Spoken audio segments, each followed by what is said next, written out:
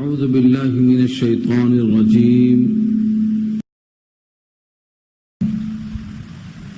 ويل لكل همزة لمزة الذي جمع ماله وعدده يحسب أن ماله أخلده كلا لينبذن في الحطمة وما أدراك ما الحطمة نار الله الموقدة التي تطلع على الأفئدة إنها عليهم مؤصدة في عمد ممددة. صدق الله العلي العظيم وصدق رسوله النبي الكريم ونحن على ذلك من الشاهدين والشاكرين. اللهم ألهمنا رشدنا وأعذنا من شرور أنفسنا. اللهم وفقنا لما تحب وترضى من القول والفعل والنية. رب اشرح لي صدري ويسر لي أمري واحلل عقدة من لساني يفقهوا قولي. آمين يا رب العالمين. محترم حضرات، معزز سامعین، محترم خواتین، میری ماؤں اور بہنوں، ملی بھائیوں، پیارے بچوں، آج کی گفتگو کا عنوان ہے سورہ ہمزہ. سورہ ہمزہ مکی صورتوں میں سے ہے، یعنی عقائد پر بات ہوگی. اور بہت سی جو خرابیاں تھیں مشرکین مکہ میں، ان میں سے ایک تھا طنز کرنا، غیبت کرنا، مال کو گنتے رہنا اور خرچ نہ کرنا. اس صورت میں ان تینوں پر کلام کیا گیا.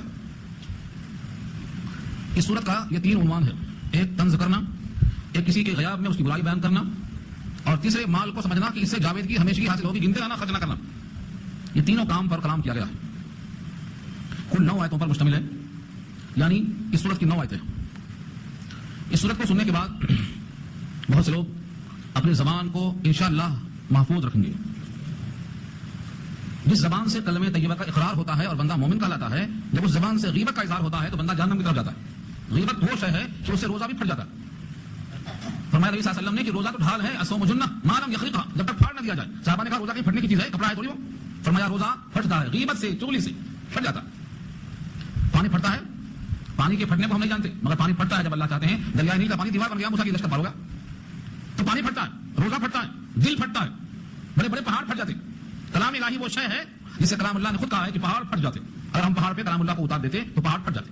لو انزلنا هذا القرآن على جبل لرأيته خاشعا، ڈرتا ہوا پہاڑ تم دیکھ لیتے اپنی آنکھوں سے.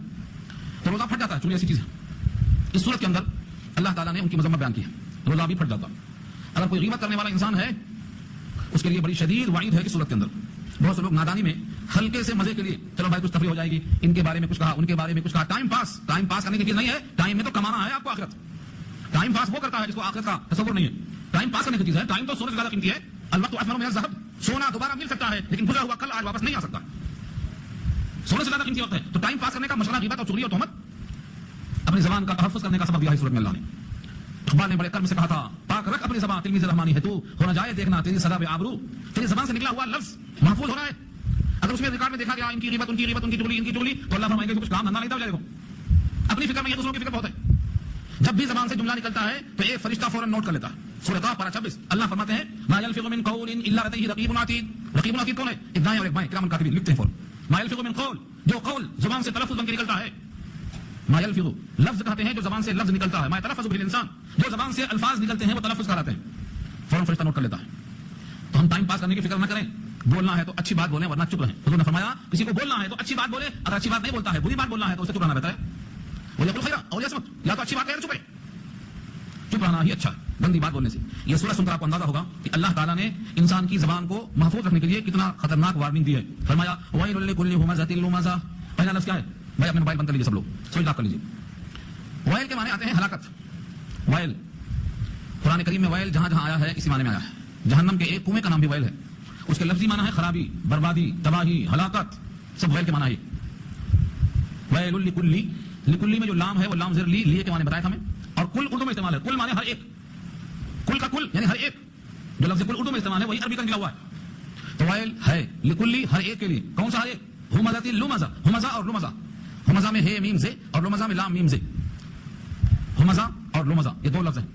ایک ہے آگے سامنے طنز کرنا اور ایک ہے پیچھے برائی بیان کرنا.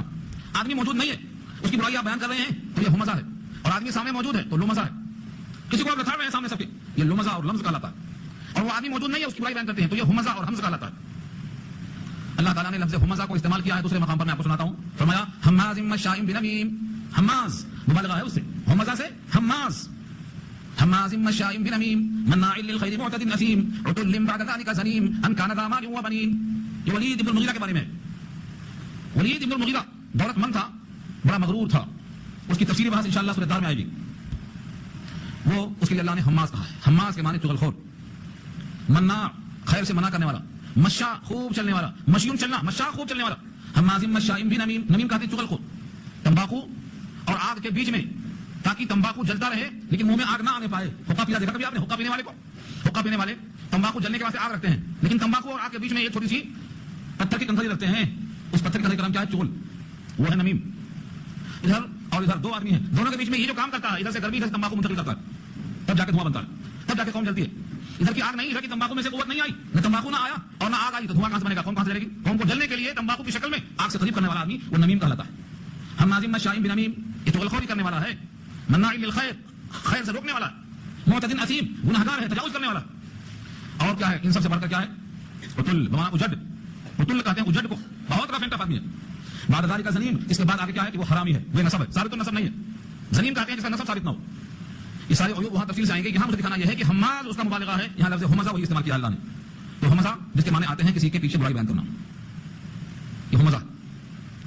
اور لمزہ کے معنی آتے ہیں رو در رو طنز کرنا, سامنے بیٹھ کے لوگوں کے درمیان اس کو رسوا کرنا. تو اگر طنز ہے تو اس کو لمزہ کہتے ہیں. ومنهم من يلمزك في الصدقات, نبی صلی اللہ علیہ وسلم کے درمیان جو صحابہ صدقہ لا کے دیتے تھے, اس صدقے کے بارے میں کچھ لوگوں نے حضور پر طنز کیا تھا, تو اللہ نے کہا ومنهم من يلمزك في الصدقات, صدقات کے بارے میں کچھ لوگ آپ پر طنز کرتے ہیں. تو دیکھو لمز کے معنی طنز کرنا اور حمزہ کے معنی پیٹ پیچھے برائی بیان کرنا, دو صفتیں ہو گئی. اللہ فرماتے ہیں ویل لکل, ویل ہے, خرابی ہے ہر ایسے شخص کے لیے جو پسے پشت غیبت کرنے والا ہے اور سامنے طنز کرنے والا ہے. تو حمزہ کے لیے بھی ویل ہے اور لمزہ کے لیے بھی ویل ہے. اگر کوئی طنز کرنے والا ہے تو بھی ویل کا مستحق ہے, اور اگر پیٹ پیچھے برائی بیان کرتا ہے تو بھی ویل کا مستحق ہے. یہ کس نے خبر دیا ہے؟ اللہ رب العزت نے. اللہ نے خود خبر دیا. اب یہ سوال ہوتا ہے کہ بھائی اگر کسی نے کسی کی غیبت کی ہے تو غیبت کہتے کسے؟ تو کتاب کا نام ہے غیبت. کیا ہے غیبت؟ کیا ہے کتاب کا نام ہے. غیبت کسے کہتے ہیں؟ اصل میں اردو میں استعمال ہے غائب ہونا. غائب ہونا مطلب حاضر نہ ہونا. حاضر کسی غائب, اور جس کے غیاب میں برائی ہوتی ہے ایسی چیز کہنا کہ اگر وہ سنے تو اس کو تکلیف ہو, اس کو غیبت کہتے ہیں. جو موجود نہیں ہے اس کے بارے میں ایسی بات کہنا کہ اگر وہ سنے تو اس کو تکلیف پہنچے, اس بات کو غیبت کہا گیا.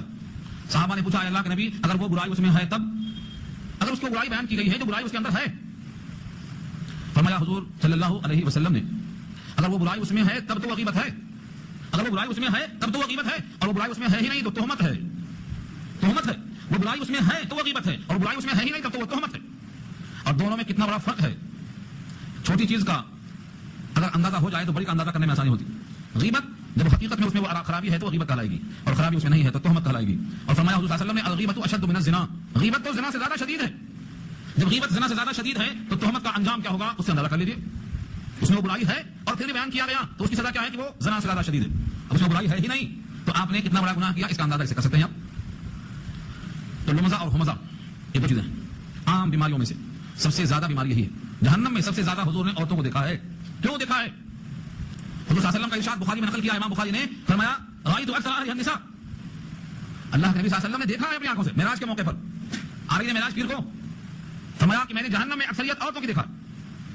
رأیت اکثر اہلها النساء, بڑی عورتیں بڑی پریشان ہو کر پوچھتی ہیں وہ بیما یا رسول اللہ, اس کی کیا وجہ ہو سکتی ہے اللہ کے رسول؟ وہ بیما یا رسول اللہ, اس کی وجہ کیا؟ فرمایا تکفرن اللعنہ و تکفرن العشیر, تم لعنت کثرت سے بھیجتی ہو اور شوہر کی ناشکری کثرت سے کرتی ہو. کفران شوہر کفران نعمت ہے, شوہر کی ناقدری کرنا کفران نعمت ہے, اور دوسرے پر لعنت بھیجنا لعنت کا سبب ہے, کیونکہ لعنت چپ نہیں بیٹھتی. اگر کسی نے کہا تم پر خدا کی لعنت ہے, وہ لعنت جاتی وہاں تک. اگر وہ مستحق ہے تو لگتی, اور مستحق نہیں ہے تو پلٹ کے کہنے والے پہ لگ جاتی. اور یہ عورتیں جب ایک دوسرے پہ جھگڑا کرتی ہیں تو لعنت ملامت کرتی ہیں, یہ ان پر بھیجتی ہے, وہ مستحق ہے پہ لگ جاتی, ورنہ واپس ان پہ لگتی. تو ایک دوسرے پہ خوب بھیجتی ہیں, نتیجے میں خوب لگتی ہیں. اور لعنت کی جگہ کون سی ہے؟ جہنم تو ہے. مقام رحمت جنت ہے اور مقام لعنت جہنم ہے. تو اگر سامنے کہا زبان کا استعمال دکھائیں آپ, تکفرن اللعنہ, لعنت کیسے سے کرتی ہو؟ کس چیز سے؟ زبان سے. تکفرن العشیر, ناشکری شوہر کیسے کرتی ہو؟ زبان سے. کیسے کرتی ہے معلوم؟ حضور نے وہ بھی کہا دیا, میں نے کسی کو نہیں دیکھا جو عقل مند ہو اور اس کا بھیجا عورت اڑا کے لے جائے, جتنا میں نے عورتوں کو دیکھا ہے کہ اپنے شوہروں کو ان کا مغز, ان کا گودا اور ان کا فہم چھین لیتی ہیں, ان کو آج کر کے چھوڑ دیتی. ان کے ساتھ آپ سلوک کرو, زندگی بھر محنت کرو. اگر کسی دن کوئی بات تکلیف کی ہو گئی, خلاف طبیعت ہو گئی, تو کہتی ہیں تمہارے ساتھ میرا مقدر پھوٹ گیا, تمہارے ساتھ جب سے میں آئی ہوں مجھے کبھی راحت نہیں ملی. یہ ناشکری ہے. جس اللہ نے ہمیں سب کچھ دیا ہے اس اللہ سے کبھی کبھی اگر کوئی بات خلاف طبیعت پیش آ جائے تو شکر کا حکم ہے, وہی وہاں بھی حکم ہے. جس شوہر میں کھلایا پلایا محبتوں سے رکھا, تم سے اگر ہمیشہ اچھے ماحول میں رکھا, ایک دفعہ دو دفعہ چار دفعہ اگر تکلیف پہنچ جائے تو جو اللہ ہمیشہ کھلاتا ہے, اگر ایک بار فاقہ کرنے کا موقع ہے تو صبر نہیں کرنا ہے. یہی وہاں سکھایا اللہ نے, یہی وہاں سکھایا جو ہمیشہ احسان کرتے آیا ہے. کبھی اگر تم پر کوئی تکلیف ہو گئی تو کس کی طرف سے ہوئی؟ محبوب کی طرف سے ہوئی. برداشت کرنا, کیونکہ محبوب کی مار بھی محبوب ہوتی ہے. ضرب الحبیب زبیبو کہا ہے. اگر کسی سے محبت ہے تو اس کی ماں بھی محبت کی محبت ہے. ضرب الحبیب زبیبو, کشمش ہے وہ تو کشمش, ہاں کھٹا میٹھا دونوں ہوتا ہے اس میں، کشمش دلیا کھٹا میٹھا دونوں ہوتا ہے اس میں، تو کبھی کھٹا کبھی میٹھا. تو زبان سے کثرت لعنت ہوئی، زبان سے ناشکری ہوئی، جہنم میں دیکھا حضور نے. اور فرمایا نبی صلی اللہ علیہ وسلم نے سب سے زیادہ انسان جہنم میں اپنے زبان کی بنا پر جائیں گے. سب سے زیادہ انسان جہنم میں اپنی زبان کی بنا پر جائیں گے. کیوں جہنم میں عودے منہ ڈالے جائیں گے؟ کیوں ڈالے جائیں گے؟ زبان کی بنا پر. کہتے ہیں زبان اگر شیریں ہے، زبان شیریں تو ملک گیری. زبان میٹھی ہے تو حکومت کرتا ہے سیم، ایسی باتیں کرتا ہے کہ پبلک ووٹ دیتی ہے، سیم بنتا ہے. اور زبان کڑوی ہے تو جوتے کھانا پڑتا. کون سمجھتا ان کو؟ تو ملک گیری کا، ملک قبضے میں. زبان شیریں تو ملک گیری. حضور صلی اللہ علیہ وسلم نے فرمایا سب سے زیادہ جہنم میں لوگ زبان کی بنا پر جاتے ہیں. دن بھر یہ زبان سے جسم اللہ کی پناہ مانگتا ہے، اے اللہ اس کو سلامت رکھنا. اگر اس نے ناشکری کر دیا، اس نے اگر کفر کر دیا، اس نے اگر شرک کے کلمات نکال دیے تو سارا جسم جہنم میں چلے گا اس ایک کی خاطر. اس لیے اللہ نے اس کو 32 دانتوں کا نگہبان رکھا ہے، جبڑا بنا کر. اس کے باوجود یہ چلتی ہے قیچی کی طرح. 32 دانتوں کا جبڑا بنا کر کے اس کے اندر رکھا حفاظت سے، کیونکہ تیری وجہ سے لوگ جوتے کھائیں گے. چلتے چلتے کچھ کر دیا، لڑکی نکال کے چپل دے کری. کیوں؟ زبان سے غلطی کیا زبان نے، لیکن جوتے قسم کھا رہا ہے. کلمہ کفر نکال سے کہے گا زبان سے، جہنم میں جائے گا پورا جسم. تو زبان کوئی آسان چیز نہیں ہے، زبان کی حفاظت بہت مشکل ہے، بہت مشکل ہے. اسی واسطے نبی صلی اللہ علیہ وسلم کا اعلان ہے، آپ سن لو، میں صرف پہنچانے والا ہوں. جس نبی پر آپ کا ایمان ہے کہ آپ کی بات اللہ کی بات ہے، اس لیے میں صرف پہنچانے والا ہوں. بخاری میں آپ اٹھا کر دیکھ لیجیے، زبان کی حفاظت کے بیان میں امام بخاری نقل کرتے ہیں. فرمایا نبی صلی اللہ علیہ وسلم نے من یضمن لی، کون ہے تم میں سے جو مجھے ضمانت دیتا ہے صرف 2 باتوں کی. من یضمن لی، کون ہے تم میں سے جو مجھ کو ضمانت دے دے صرف 2 باتوں کی ضمانت. میں اس کو ضمانت دوں گا 2 باتوں کی، اس کے بدلے میں. جو مجھے ضمانت دے دے کہ اپنی دونوں رانوں کے درمیان کی شرمگاہ کا استعمال غلط نہیں کرے گا، اور دونوں لحیین یعنی جبڑوں کے درمیان زبان کا غلط استعمال نہیں کرے گا. محمد رسول اللہ صلی اللہ علیہ وسلم کی ضمانت ہے کہ میں اس کو جہنم میں نہیں جانے دوں گا. میں ضمانت دیتا ہوں. فرمایا تم 2 ضمانت دے دو، میں 2 ضمانت دینے کو تیار. شرمگاہ کا استعمال غلط نہیں کرو گے اور زبان کا استعمال غلط نہیں کرو گے. میں تم کو ضمانت دیتا ہوں بحیثیت رسول کے کہ تم جہنم میں نہیں جاؤ گے، جنت میں جاؤ گے. اب باقی کیا بچا؟ یہی نا کہ اکثر جہنم میں جانے والے ان 2 میں سے کسی بنا پر جائیں گے. صرف یہ 2 غلطیاں ہو رہی ہیں امت سے. اس لیے شیطان گھوم پھر کے انہی دونوں پر زور لگاتا ہے. سب سے پہلے دادا آدم کے کپڑے اتروا دیا، دونوں ایک دوسرے کے سامنے ننگے ہو گئے. سلارہ پڑھ لو. جیسے ہی درخت کے پھل کھائے، ہوا نے سفارش کیا، آدم نے کھایا اور ہوا نے کھایا، دونوں کے جسم سے جنتی لباس اتر گیا، دونوں ننگے ہو گئے ایک دوسرے کے سامنے. تو شرم آتی، فوراً جنت میں پتے توڑ کے اپنے شرمگاہوں کو چھپانے لگے. قرآن کھول لو، آپ کے گھر میں ہے قرآن، ترجمے والا موجود ہے. آیتیں مجھ سے پوچھو، آپ کھول کے دیکھو. شیطان نے کھلا دیا، ستر اتر گیا. اللہ نے آواز دی، الم انھکما ان تلکما شجرۃ واقل لکما ان الشیطان لکما عدو مبین قال ربنا ظلمنا انفسنا وان لم تغفر لنا وترحمنا لنكونن من الخاسرین. آواز آئی کہ تم دونوں کو میں نے پہلے منع کیا تھا نا، تم دونوں کو میں نے پہلے منع کیا تھا کہ شیطان تمہیں پھنسائے گا، تمہارا کھلا ہوا دشمن ہے. دونوں روتے ہوئے بولتے ہیں ربنا ظلمنا، ہم نے اپنے جان پر ظلم کر لیا. اگر آپ نے ہماری مغفرت نہ کر دی اور ہم پر رحم نہ کر دیا تو ہم دونوں خسارے کے اندر پڑ جائیں گے. تو ہاں ابلیس نے کیا کیا؟ لباس اتروایا، بے لباس کر دیا. شیطان کا پہلا حربہ ہے کہ امت کی ماؤں کو بے لباس کر دیا جائے. قرآنیت اور ننگا پن اور یہ بلاؤز کو پہننا، یہ ننگا پن کرنا ہے، یہ اسلام میں نہیں ہے. عورت کے لیے سارا جسم ستر ہے، اس کو چھپا کے رہنا ہے. نماز اس کی نہیں ہوگی، پیٹھ کھلی ہے نماز نہیں ہوگی، گردن کھلا ہے نماز نہیں ہوگی، بال کھلے ہیں نماز نہیں ہوگی. صرف اس کا چہرہ، ہتھیلی، قدمین کھل سکتے ہیں. 3 چیزوں کا استثناء کیا حضور نے. حضرت اسماء حضور کی سالی ہیں، عائشہ کی بہن ہیں، ابو بکر صدیق کی بیٹی ہیں، بالغ ہو چکی تھی، حضور کے پاس تشریف لائیں. حضور نے کہا اسماء جب لڑکی بالغ ہو جائے تو جسم چھپا کے چلنا چاہیے سوائے اس کے اور اس کے اور اس کے. چھری مارتے ہوئے آپ نے اشارہ کیا ان کے چہرے کی طرف، ہتھیلیوں کی طرف، قدمین کی طرف. سالی کو حضور حکم دیتے ہیں. آج تو سالی کہتی ہے میرے بہنوں ہی ہیں، میرا ان کا کیا تعلق میں پردہ، میرے ہی ہیں. اگر حضور اسماء کو یہ سبق دیتے ہیں تو اسماء حضور کی سالی ہیں، سالی کو چاہیے بہنوں کے قریب نہ آئے. حکم یہ. کسی نے پوچھا دیور جی کا کیا حال ہے؟ سالی کا تو وہ حال ہے بہنوں کے پاس نہ آئے. دیور جی کا کیا حال ہے؟ چھوٹے دیور جی. حضور نے کہا الحم والموت، دیور تو پورا موت ہے کیونکہ اس سے خطرہ زیادہ ہے. الحم والموت یہ حضور کے الفاظ ہیں. اب بتاؤ مجھے ہم کہاں جا رہے ہیں؟ تو سب سے پہلے شیطان کیا کرتا ہے؟ انسان کی لباس چھین لیتا ہے. عریانیت، ننگا پن. ایسا جتنے لوگ مالدار ہوتے ہیں اتنے ہی ننگے ہو جاتے ہیں، جسم سے کپڑا غائب. ایک مثال دیتا ہوں میں آپ کو. ایک صاحب نے کہا عربوں میں گرمی زیادہ ہے، عرب کے ملک میں گرمی زیادہ ہے. اس کا تقاضا کیا ہے کہ کپڑے کم پہنے، نکال کے پھینک دیں. اور جتنے مغربی ممالک ہیں ان تمام میں سردی زیادہ ہے اور سردی کا تقاضا ہے کہ کپڑے خوب پہن لیں. لیکن جتنا اہل عرب کی عورتیں برقع پوش ہوتی ہیں ان کا سارا جسم چھپا ہوتا ہے گرمی کی شدت کے باوجود، اتنا ہی مغرب کی عورتیں ننگی ہوتی ہیں ٹھنڈک کے باوجود. برف میں سکڑ جائیں گی مگر ننگی پھریں گی. کس کا اثر ہے؟ یہ سردی گرمی کا اثر نہیں ہے، یہ ان کے ایمان کی کمی کی وجہ سے ایسا ہے. ان کو پتہ نہیں ہے کہ ہمارے لباس کہاں چلا گیا. آج لوگ کہتے ہیں کہ مردوں کے برابر کر دیں گے عورتوں کو، یہ مخلوق ہو کر برابر کر دیں گے. اللہ نے کہا ہم برابر نہیں کریں. اللہ نے مردوں کو عورتوں پر فضیلت دی ہے. ان کی تخلیق الگ ہے، ان کی وضع الگ ہے، ان کی ساخت الگ ہے، ان کی آواز الگ ہے، ان کی چال الگ ہے، اور ان کے پیدائش کا مقصد الگ ہے، ان کی میراث میں حصہ الگ الگ ہے، ان کے کام الگ الگ ہیں. بھلا یہ انسان کیسے کرے گا برابر؟ اللہ خالق ہیں، انہوں نے برابر نہیں کیا دونوں کو، تو ہم تم برابر کیسے کر دیں گے؟ جو عورتوں کو مردوں کے برابر کرنا چاہتا ہے اس کی مثال ہے جو بریانی میں نمک کو، چاول کو، گوشت کو، تیل کو سب برابر کرنا چاہتا ہے. کھائیں گے بریانی؟ آپ کھائیں گے؟ وہی حال. عورت عورت ہوتی ہے، مرد مرد ہوتا ہے. عورت کہتے ہی اسی کو ہے جو چھپی ہوئی ہو. عورت مانے مستور. اقبال نے روتے ہوئے کہا ہے اگر تمہارے پاس سونا ہو، زمرد ایک پتھر ہے قیمتی، جیسے یاقوت ہے، زمرجد ہے، مرجان ہے، موگا ہے، روبی ہے، سب بڑے قیمتی قیمتی پتھر ہیں. اس کا بنا ہوا تمہارے پاس ہار ہو تو کہاں رکھو گے؟ باہر رکھو گے سڑک پہ یا چھپا کے رکھو گے تجوری میں؟ ہاں سوال سمجھو. اب اقبال نے کہا ہے کیا چیز ہے آرائش و قیمت میں زیادہ، آزاد یا نسواں یا زمرد کا گلو بند؟ دونوں میں کیا قیمتی ہے؟ تمہاری نگاہ میں تو عورت کی ویلو اس ہار کے برابر نہیں لگی. ہار اندر رکھا ہے اور ہار والی کو باہر چھوڑ دیا.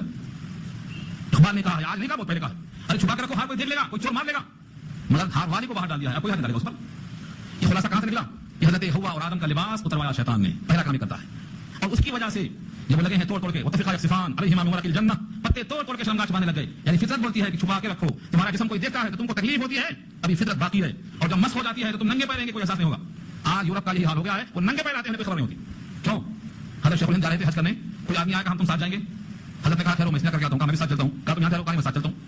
جو کچھ میرے پاس ہے وہی آپ کے پاس ہے. حضرت نے کہا میاں دیوانے تیرے پاس کس کم ہے؟ کہا وہ کیا؟ کہا میرے پاس شرم و حیا ہے، تیرے پاس نہیں ہے. میں تیرے سامنے سطر نہیں کھول سکتا، مجھے الگ کرنے کی عادت ہے. اور تو ساتھ جانا چاہ رہا ہے وہاں بھی، تو اس کے پاس کس کم ہوگی؟ وہ شرم و حیا.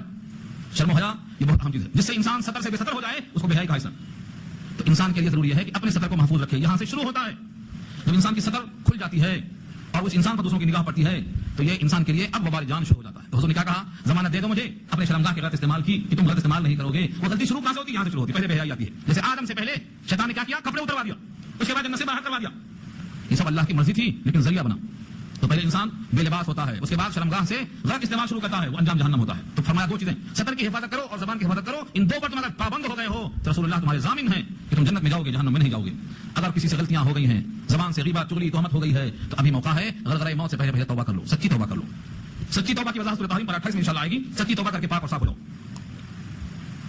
ویل لکل ہمزۃ لمزہ، تو ہر طنز کرنے والے، ہر غیبت کرنے والے دونوں کے واسطے ویل ہے.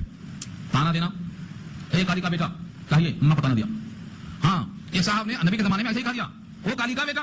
حضور نے کہا ابھی تمہارے اندر زمانے جاہلیت کی بو باقی ہے، تم نے طنز کیا اس کی ماں کے ساتھ. اگر ماں کالی تھی تو اس کا کیا قصور ہے؟ حضرت صفیہ یہود میں سے ایک سردار کی بیٹی تھی، حلیہ ابن اخطب کی بیٹی تھی. صفیہ کعب بن اشرف اور حلیہ ابن اخطب جو سرداران تھے یہودیوں کے، پکڑ کے لائی گئی تھی موقع پر. پھر وہ اسلام میں آئی، حضور نے ان کو آزاد کیا، نکاح کیا. ایک مرتبہ حضرت عائشہ نے زبان سے یوں ہی کہا دیا، یہودیہ کی بیٹی سوکن ہے، ساتھ رہتی ہیں، کبھی اتفاق سے زبان سے نکل گیا. نبی صلی اللہ علیہ وسلم نے کہا عائشہ تم نے جو بات کہی ہے اگر یہ سمندر میں ملا دی جائے تو سمندر پورا کڑوا ہو جائے گا. دیکھا آپ نے، یہودی کی بیٹی کوئی گالی نہیں ہے لیکن طنز ہے یہ کہ تم اسلام والے کی بیٹی نہیں ہو بلکہ یہودی کی بیٹی ہو، یہ طنز ہے. تو طنز کرنے کی شکلیں ہیں اور بھی بہت سی شکلیں مثالیں ہیں. مجھے بتانا صرف یہ ہے کہ اگر آدمی طنز کرتا ہے، حالانکہ کوئی رقیق طنز نہیں ہے لیکن اگر اس سے تکلیف پہنچی تو طنز ہے.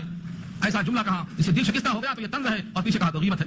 اس میں وہ خرابی ہے تو غیبت ہے ورنہ تہمت ہے. اور یہ سخت سزا ہے، ویل ویل اس کے لیے. ہمزہ غیبت کرنے والا، لمزہ طنز کرنے والا، ہر غیبت کرنے والے کے لیے ویل ہے، ہر طنز کرنے والے کے واسطے ویل ہے. تو ویل کون سا کنواں ہے؟ جہنم کا. جہنم کے دوسرے حصے اس کنویں سے اللہ کی پناہ مانگتے ہیں. اس میں گرنے والا جب ڈالا جائے گا تو 70,000 برس تک گرتا ہی رہے گا، تب پہنچے گا نیچے. 70,000 برس تک گرتا ہی رہے گا تب جا کے نیچے پہنچے گا. اس کنویں کو اللہ نے کس واسطے رکھا ہے؟ چغل خوروں کے لیے اور طنز کرنے والوں کے لیے. اب بتاؤ مجھے یہ عمل اچھا ہے کیا؟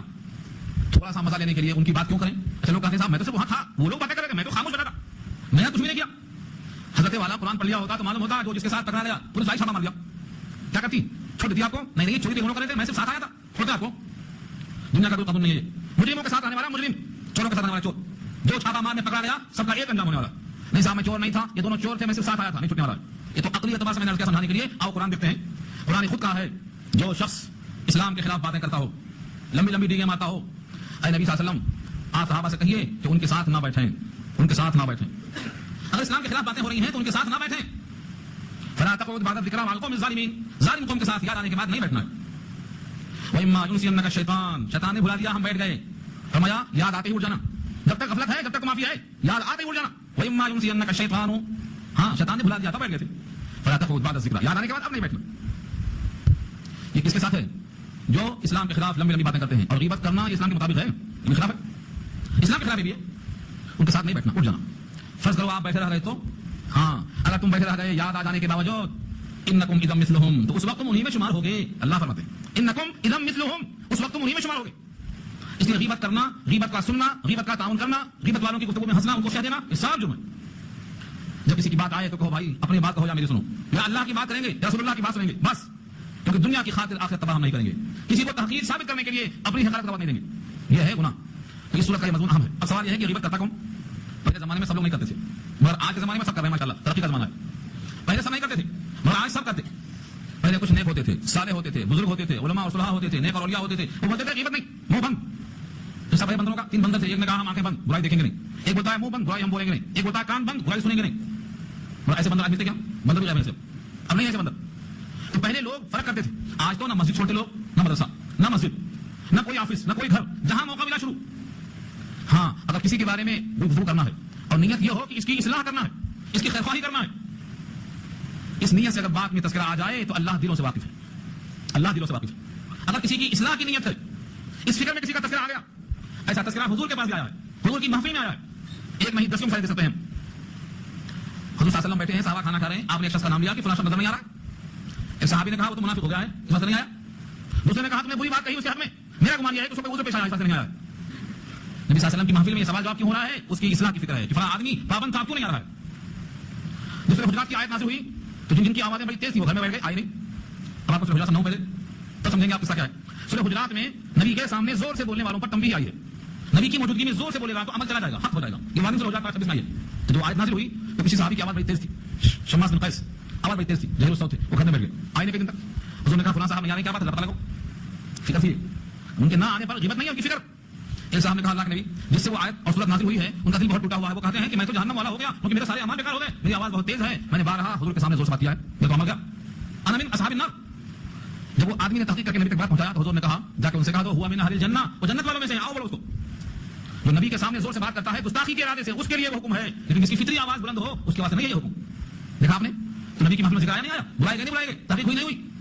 اور تیسرا ایک اور موقف ہے، اگر کوئی شخص مظلوم ہے وہ اپنی آبیتی بیان کرتا ہے قاضی کے سامنے، عدالت میں پیش ہو گیا، یا کسی نے کسی پر ظلم کیا ہے، تم کو بطور گواہ بنا کے پیش کر رہا ہے، تم کو گواہی میں اس کی وہ بات کو واضح کرنا ہے، یہ غیبت نہیں ہے، گواہی میں اظہار ضروری ہے، اظہار حق ہے۔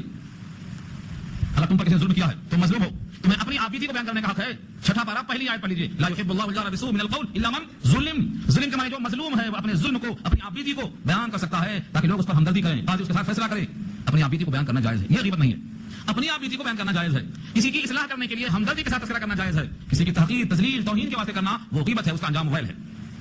اب سوال یہ ہے کہ کرتا کون؟ آج کون کرتا ہے یہ تو آپ ہم سے بہتر جانتے ہیں، ہمیں بولنے کی ضرورت نہیں ہے۔ ہاں یہاں کیا لکھا ہے ہم سناتے ہیں آپ کو۔ الذی جمع مالا وعددہ، جس شخص نے جمع کیا مال کو اور اس کو گنتا رہا بار بار۔ الذی جس نے جمع کیا کہاں؟ بینک میں، مالن مال کو جمع کیا، اور عددہ اس کو گنا بار بار۔ لوگ گن کے مزہ لیتے ہیں، پھر سے گنو، اجی کتنے پھر سے گنو، ہاں گن کے مزہ لیتے ہیں۔ اس گننے میں کیا مزہ آتا ہے؟ ہاتھ میں تو مٹھاس نہیں، نمک نہیں، کچھ بھی نہیں، لیکن اس گرمی کو کون بتائے؟ جس کو مال زیادہ ہوتا ہے گن کے مزہ کیسے لیتا ہے؟ اس کے جسم میں ایک حرارت پیدا ہوتی ہے، گرمی۔ کسی گرمی ہے شباب کی گرمی معلوم، معجون کی گرمی معلوم، سورج کی گرمی معلوم، بڑی گرمیاں ہیں، سیاست کی گرمی معلوم، وحدت کی گرمی معلوم، دل کی گرمی معلوم، یہ بھی ایک گرمی ہے، پیسے کی گرمی۔ جب آ جاتی ہے تو انسان اسے بار بار گنتا ہے، بار بار گنتا ہے۔ اس مال کو اتنا گنتا ہے کہ احساس دماغ میں آتا ہے اس کے کہ جب تک یہ مال رہے گا میں رہوں گا، اس مال سے میں ہوں۔ یہ نہیں سوچتا ہے کہ یہ مال مجھ سے ہے، میں ہوں تو یہ مال ہے، ابھی مر جاؤں تو لوگ بانٹ لیں گے، مجھے دھکے دینے گھر میں۔ مال سے میں ہوں یہ غلط ہے، مجھے سے مال ہے یہ صحیح ہے۔ تم تو خالی ہاتھ پیدا ہوئے تھے، مٹھی بند، کون مٹھی کھول گیا تھا؟ مٹھی بند تھی۔ ہر بچہ پیدا ہوتا ہے اس کی مٹھی دیکھ لو کھول کے، کچھ بھی لاتا نہیں، ختم۔ یہ مال جس سے اس کا یقین ہے کہ مجھے جاویدگی ملے گی، یہ تو مال گھر میں ہی رہ جاتا ہے۔ بچے کم سے کم قبرستان تک جاتے ہیں اور نیک اعمال اس کے ساتھ رہتے ہیں جنت تک، نیک اعمال جنت تک ساتھ دیں گے، اس کی فکر نہیں۔ اولاد قبرستان تک جائے گی اس کے نیک بنانے کی فکر نہیں، اور یہ مال گھر میں سے نکلتے نہیں، بلکہ اگر بینک میں تھا تو نکالنا مشکل ہے۔ ان سے دستخط، ان سے تصدیق، مر گئے، ہاں واقعی مر گئے، ارے انہیں کا مال ہے، انہیں کو پریشانی ہو رہی نکالنے میں۔ جب تک ثابت ہو جائے کہ آپ مر گئے تب تک وہ نکلتا نہیں۔ تو انسان کیا سمجھتا ہے؟ اس کو گنتا ہے۔ الذی جمع، جس نے جمع کیا مالا مال کو، وعددہ اور اس کو گن کے رکھا، کیا گمان کرتا ہے؟ یحسب، گمان کرتا ہے وہ، ان مالہ اخلدہ، کہ بے شک اس کا مال اس کو خلود بخشے گا، اخلدہ خلود بخشے گا، دوام بخشے گا، ہمیشہ رہوں گا مال کی وجہ سے۔ قارون ہمیشہ رہا، دھس رہا ہے۔ قارون سے زیادہ مال کس کے پاس ہے؟ وہ قارون اس مال کے ساتھ آج بھی دھس رہا ہے، آج بھی قیامت تک دھستا ہی رہے گا۔ کیوں؟ کیونکہ مال کا حق ادا نہیں کیا، وہ سمجھا کہ مال میری محنت ہے، میری صلاحیت ہے، میری لیاقت ہے، میری استعداد ہے، آج تک دھس رہا ہے۔ کہتا تھا انما اوتیتہ علی علم عندی، جو میرے پاس علم و فن ہے، ہنر ہے، اسے میں نے مال کمایا ہے، جہنم میں جا رہا ہے، دھستے ہوئے جا رہا ہے۔ تو یہ گمان انسان کا غلط ہے کہ میرا مال مجھ کو جاویدگی دے گا، ہمیشہ کی دے گا۔ یہاں تو اللہ نے اتنا ہی کہا ہے۔ سورہ فجر پارہ 29 میں کیا کہا ہے؟ سورہ معارج پارہ 29 میں آیا ہے، سورہ فجر نہیں، سورہ معارج۔ وجمع فاوعى، جمع فاوعى، تم نے جمع کیا، فاوعى اور سائد کے رکھا، اٹھا کے رکھا۔ اور سورہ فجر میں کہا وتحبون المال حبا جما، تم مال سے جی بھر کے پیار کرتے ہو۔ وتحبون المال حبا جما، جمع کیا ہے؟ جی بھر کے پیار کرتے ہو۔ اللہ فرماتے ہیں تمہارا مال سے پیار کرنا دھوکا ہے۔ مال کی حقیقت انشاءاللہ سورہ عادیات میں آ رہی ہے۔ پانی کشتی دونوں کا تعلق ہے، پانی کشتی کے نیچے ہے، کشتی برابر چلے گی، اور وہی پانی کشتی کے اندر آ گیا تو برابر ڈوبے گی۔ یعنی کشتی پانی کے لیے اور پانی کشتی کے لیے لازم و ملزوم، لیکن پانی کی جگہ کشتی کے نیچے ہے، اگر اوپر آ گیا سوراخ ہو کے اندر آ گیا تو اب ڈوبے گی۔ یہی مال کی حیثیت ہے۔ مال ضروری ہے زکات کے لیے، حج کے لیے، عمرہ کے لیے، ضیافت کے لیے، مال ضروری ہے حیات کی زندگی چلانے کے لیے۔ کشتی زندگی ہے، اس کو چلانے کے لیے جیسے کشتی کو پانی چاہیے، زندگی کو مال چاہیے، اس میں کوئی دو رائے نہیں ہے۔ لیکن وہی پانی اگر کشتی کے اندر آ گیا تو کشتی ڈوبے گی، دو رائے نہیں ہے۔ جامی نے کہا ہے آب اندر زیر کشتی پشتی است، آب در کشتی ہلا کے کشتی است، وہی پانی پشتی تھا کشتی کے لیے اور وہی پانی ہلا کے کشتی ہو گیا۔ مال کی حیثیت ہے، مال کو ذریعہ بنایا اللہ نے، مال کھانے کے لیے، پہننے کے لیے، عبادات کرنے کے لیے، غریبوں پر رحم کھانے کے لیے، حقوق بچوں کے ادا کرنے کے لیے یہ مال ہے۔ لیکن جمع کیا، سینس کے رکھا، نہ زکات دیا، نہ عمرہ کیا، نہ حج کیا، نہ کپڑا پہنایا، کوئی نیک کام خرچ نہیں کیا، ایسے بات یہاں حکم ہے کلا ایسا ہرگز نہیں کہ تم کو مال سے جاویدگی مل جائے گی. لیمبذن فی الحطمہ البتہ ضرور پھینکا جائے گا حطمہ کے اندر. حطمہ میں پھینکا جائے گا. لیمبذن لیوم میں جو لام ضرب ہے اس کے معنی البتہ ضرور اور بذا کے معنی پھینکنا اور نون تاکید کے واسطے ہے. لیمبذن ضرور پھینکا جائے گا. کہاں؟ فی الحطمہ. حطمہ میں پھینکا جائے گا. اللہ کہتے ہیں تم نے حطمہ کو جانا بھی. وما ادراک ما الحطمہ تم نے کیا معلوم کیا حطمہ کیا چیز ہے؟ تم کہیں گے حتیم ہے. حتیم سے حطمہ ہے. ہاں بیت اللہ میں کبھی دیکھے حتیم کو؟ کعبۃ اللہ پورا نہیں بنا ہے تھوڑا حصہ باقی بچا ہے اس کو حتیم کہتے ہیں. حتیم کے معنی جو حصہ ٹوٹا پھوٹا رہ گیا ہو نامکمل ہو گیا ہو. ہم وہ سمجھ بیٹھتے. اللہ نے کہا نہیں وہ نہیں ہے حطمہ. وما ادراک ما الحطمہ تم نے کیا سمجھا کہ وہ حطمہ کیا ہے؟ نار اللہ اللہ کی آگ ہے. نار اللہ اللہ کی آگ ہے. الموقدہ روشن کی ہوئی جلائی ہوئی دھکائی ہوئی سلگائی ہوئی اللہ کی. یہ کیوں نے کہا دیا فرشتوں کی لکڑی کی کوئلے کی کندے کی آگ کی شکلیں ہیں آگ کی قسمیں. ہر آگ میں گرمی برابر نہیں ہوتی. معلوم ہے آپ کو؟ ہر آگ برابر نہیں ہوتی. کہتے ہیں بھوسی کی آگ لکڑی جب سناتا ہے آدمی نجار تو نکلتا ہے بھوسا پورا انگیٹھی میں ڈالتے اس کو. یہ بھی تو آگ ہے. کندے کی آگ ہے. پتھر والے کوئلے کی آگ ہے. کون سی آگ ہے؟ ہر آگ میں گرمی اور شدت میں فرق ہے. اللہ فرماتے ہیں یہ اللہ کی آگ ہے. نار اللہ الموقدہ یہ ایسی آگ ہے جو اللہ نے خود روشن کی ہے. 1000 سال تک اس آگ کو دھوکتے رہے رب کریم تو پوری آگ سفید ہو گئی. پھر 1000 سال تک دھوکتے رہے ہوا دیتے رہے تو لال ہو گئی سرخ ہو گئی. اس کے بعد پھر 1000 سال تک ہوا دیتے رہے تو یہ پھر کالی ہو گئی ادھا کالی سیاہ. اب جہنم کی جو آگ ہے وہ کالی ہے. کتنی کالی ہے؟ اپنا ہاتھ نظر نہیں آئے گا. اپنا ہاتھ کوئی دیکھنا چاہے تو اپنا ہاتھ اس کو نظر نہیں آئے گا. اور وہاں جانے والوں کے چہرے ایسے ہوں گے. سورہ یونس پارہ 11 میں اللہ فرماتے ہیں کہ جیسے آگ کپڑا بنایا گیا ہو کاٹا گیا ہو اس کو. رات کی تاریکی ہے یہ کپڑا ہے اسے قطر کے ٹکڑے بنا کر اس کے چہرے پہ چپکا گیا ہو کالا کالا. کانما اغشیت وجوہہم قطعا من اللیل مظلما تاریک رات کے ٹکڑے بنا کر چپکائے گئے ہوں چہرے پر. ایسا حال ہوگا. اپنا ہاتھ کوئی دیکھنے پر قادر نہیں ہوگا. اور ایک خاص فرق ہے اس آگ میں اس آگ میں. دنیا کی آگ 70 درجہ کم ہے. جہنم کی آگ 70 گنا زیادہ تیز ہے اس کے مقابلے میں. باب صفت الجنہ اور باب صفت النار آگے پیچھے دونوں روایتیں موجود ہیں بخاری جلد اول کے اندر. فرمایا صحابی نے پوچھا کہ یہ آگ تو کافی تھی جانے کے لیے یہ آگ کافی تھی. فرمایا یہ آگ اس آگ کے مقابلے میں 1/70 ہے. 1/70 69 درجہ یہ کم ہے اس کے مقابلے میں. اس آگ کی خاصیت یہ بھی ہے یہاں آگ جلا دیتی ہے آدمی مر جاتا ہے. وہ آگ سے آدمی مرے گا نہیں. وہ آگ بڑی سمجھدار ہے. کہاں جا کے لگتی ہے؟ دل میں لگتی ہے. عشق کی آگ کہاں لگتی ہے؟ دل میں لگتی ہے. ہاتھ کو لگتی نہیں لگتی. جب کسی کو عشق ہوتا ہے تو عشق کی آگ ہاتھ کو نہیں لگتی سیدھا دل کو لگتی. شاعر کہتا ہے آؤ نے میری قبر پہ ہمراہ رقیباں میت کو مسلمان جلایا نہیں کرتے. تو میری قبر پہ آتے ہو رقیب کو لے کے تو مجھے اندر کھلنا پڑتا. مردہ بھی کھل رہا ہے. عاشق کے ساتھ دوسرے کو لائے تو مسلمان رقیب بن کر کسی کو جلاتا نہیں ہے. آؤ نے میری قبر پہ ہمراہ رقیباں میت کو مسلمان جلایا نہیں کرتے. تو یہ آگ عشق کی کہاں لگتی ہے؟ دل میں. یہ جہنم کی آگ کہاں لگے گی؟ دل میں. تطلع علی الافئدہ افئدہ جمع ہے فؤاد کی. دل میں جا کے جھانکتی ہے. دل میں. کیوں دل میں کیوں پہنچی؟ کیونکہ اس دل میں کفر تھا اور شرک تھا. اس دل میں توحید نہیں تھی. اس دل میں اللہ کی محبت نہیں تھی. اس دل میں اللہ کی عظمت نہیں تھی. اس دل میں اللہ کے غیر کی برائی تھی مگر اللہ کی برائی نہیں تھی. اس لیے وہ آگ دل میں جھانکتی ہے. دنیا کی آگ سے انسان مر جاتا ہے. سورہ ابراہیم پارہ 13 میں اللہ فرماتے ہیں جتنی تکلیف سے دنیا میں موت آتی تھی اتنی تکلیف ہر طرف سے آئے گی لیکن موت نہیں آئی. مرے گا نہیں. وَيَأْتِيهِ الْمَوْتُ مِنْ كُلِّ مَكَانٍ وَمَا هُوَ بِمَيِّتٍ وَمِنْ وَرَائِهِ عَذَابٌ غَلِيظٌ. آئے گی موت ہر طرف سے لیکن مرے گا نہیں. تو یہ آگ کی خاصیت کیا ہے؟ آگ جلائے گی نہیں. ایک بار جلا دے گی جل کے ختم. فرمایا ایسا ہوگا کہ دوبارہ پھر کچھ بھی مت کرو تو مضمون ختم ہو جاتا. کوئی عمل کریں گے تو مضمون چلا جاتا. آدھا نمبر میرا آدھا آپ کا. بیان صرف مجھ سے نہیں ہو سکتا. 50 نمبر آپ کے 50 نمبر میرے. آپ گڑبڑ کریں گے 50 نمبر کٹ جائیں گے آپ کے. مقرر وہی ہوتا ہے جو یا تو بے غیرت ہو یا برا حاوی ہو. وہ کچھ بھی کریں بولتا جائے میں ایسا نہیں ہوں الحمدللہ. مجھے شروع سے اس بات پر یقین ہے آدھا توجہ آپ کی آدھا توجہ میری. کوئی عمل کریں گے بھی جائیں گے آئیں گے پانی پلائیں گے چائے پلائیں گے بیان نہیں ہوتا. یہ درس قرآن ہے. ایک لفظ آگے غلط سن لیا تو ہم گناہگار ہو جائیں گے. کوئی لفظ غلط نہیں لے کے جانا یہاں سے صحیح لے کے جانا. صحیح سننا صحیح پہنچانا. نبی نے صحیح پہنچایا ہے. اللہ نے رسول سے کہا اگر کوئی بات اضافہ کر دی تو میں شہرت کاٹ دوں گا. کسی دنیا کے انسان نے اگر کلام اللہ کے ساتھ ملاوٹ کی کوشش کی تو اس کی شہرت کاٹ دوں گا. سورہ حقہ پارہ 29 میں اللہ نے کہا ہے وَلَوْ تَقَوَّلَ عَلَيْنَا بَعْضَ الْأَقَاوِيلِ لَأَخَذْنَا مِنْهُ بِالْيَمِينِ ثُمَّ لَقَطَعْنَا مِنْهُ الْوَتِينَ. دائنا ہاتھ پکڑوں گا شہرت کاٹ دوں گا. یہ قرآن ہے اس کو صحیح سمجھنا ہے توجہ کے ساتھ سننا ہے اور لے جا کے اس کو پہنچانا ہے. ایسا سنو کہ لے جا کے پہنچا سکو. تو جہنم کی آگ ہے اسے انسان مر نہیں جائے گا. دل میں آگ لگی ہے تڑپے گا موت کی طرح تکلیف پائے گا لیکن مرے گا نہیں. کھال جل جائے گی نئی کھال پھر چڑھ جائے گی. کھال چڑھتی جائے گی جلتی جائے گی قیامت تک نہیں. اب کوئی لمٹ نہیں اس کی. سورہ نساء پارہ 5 میں اللہ فرماتے ہیں کلما نضجت جلودہم بدلناہم جلودا غیرہا لیذوقوا العذاب. جب جب کھال جلتی جائے گی تب تک نئی کھال چڑھاتے جائیں گے تاکہ عذاب چکھتا جائے. یہ ہے جہنم کی آگ.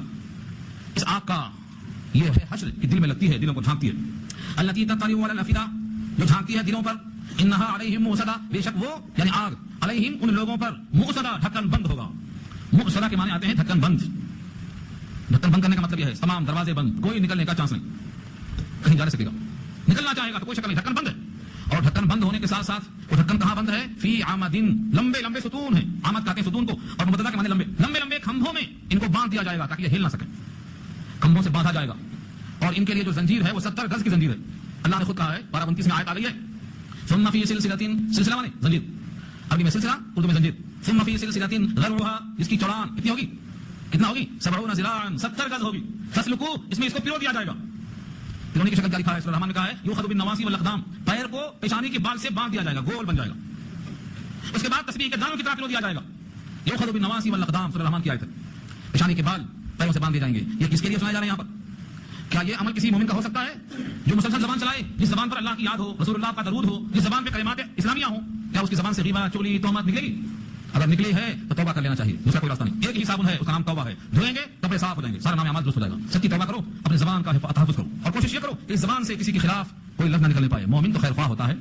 سب سے اچھا انسان کون؟ ایک کوشچن. سب سے اچھا انسان کون عام انسانوں میں؟ فرمایا خیر الناس من ينفع الناس، سب سے اچھا انسان جو لوگوں کو نفع پہنچائے، بہترین انسان وہ. اور مسلمانوں میں سب سے بہتر انسان کون ہے؟ تو فرمایا خیرکم من تعلم القرآن وعلمہ، تم میں سب سے بہتر وہ جو قرآن سیکھے اور سکھائے. انسانوں میں جو نفع بخش ہو، مسلمانوں میں جو قرآن کی تعلیم دیتا ہو اور دلاتا ہو. اس سے کیا فائدہ ہوگا؟ انسان جنت میں جائے گا، جہنم سے بچ جائے گا. تو یہ درس قرآن سے اس آیت کے ذریعے سے ہمیں پیغام ملتا ہے کہ جو آدمی مال کی گرمی سے زبان بہت چلاتا ہے، اس کی زبان کا یہ عالم ہوگا، بچ نہیں سکے گا. اب غیبت کتنی دفعہ کی ہے کیسے معلوم؟ ریکارڈ ہے. اللہ فرماتے ہیں تمہارے ہر عمل کا ریکارڈ ہے میرے پاس، ہر عمل کا. سورہ کہف پڑھ لینا، جو میں کو پڑھی جاتی ہے وہ، اس میں یہ آیت ملے گی. انسان حیرت سے کہے گا مالی حاضر کتاب لا یغادر صغیرۃ ولا کبیرۃ الا احصاها. کیا ہو گیا اس نام عمل کو؟ نہ چھوٹا گناہ چھوڑا، نہ بڑا گناہ چھوڑا، سب یہاں موجود. چھوٹا سمجھتے تھے ہم، چھوٹا گناہ سمجھتے تھے، یہاں موجود ہے. ہر گناہ درج ہے، فرشتہ لکھ رہا ہے. اس لیے غافل نہیں رہنا، اپنے عمل سے اپنی حیات کو سنوارنا. عمل سے زندگی بنتی ہے، جنت بھی جہنم بھی. اپنی فطرت میں نہ نوری ہے نہ ناری ہے. اللہ کی وجہ سے سورت مکمل ہو گئی. کسی کو سوالات کرنے ہیں تو کر سکتے ہیں.